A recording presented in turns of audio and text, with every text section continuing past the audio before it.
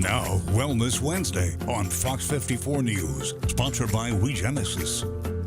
The cold, the flu, all common illnesses this time of year. But here's another that you should also be aware of. It's called the Norovirus, and it's what we're looking into this Wellness Wednesday.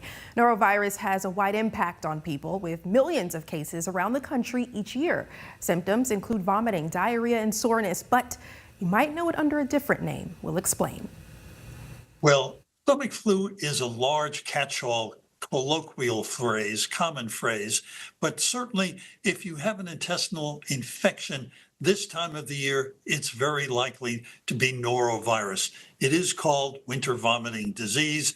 This is the season of the year when it increases. Vanderbilt University professor and Dr. William Schaffner is right. CDC data has found that January normally has the highest number of reported cases of norovirus. So what can you do to avoid it? It can spread through personal contact, but it can also survive on the environment. So you can get a few viruses on your fingertips, touch your mouth, and then induce an infection. So hand hygiene is so very, very important. That means you can't just use hand sanitizer. Doctors recommend soap and hot water. When it comes to treatment, if you get norovirus, there's not much meds can do. But there are other remedies to help treat symptoms, like drinking liquids. Clear liquids. That's very important to keep up with the dehydration. And if you're feeling achy and painy and you have some fever, a little bit of acetaminophen will help with that.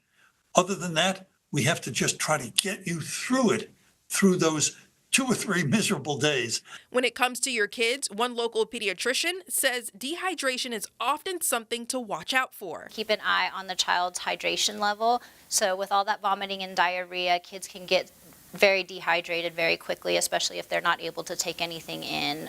And there are some signs to look for if you aren't sure. Signs of dehydration is if a child has not gone to urinate in at least 8 hours. So we typically say for little toddlers and babies, they have less than 3 wet diapers a day. If you believe you've caught the norovirus, doctors suggest limiting interactions so you don't spread it to others.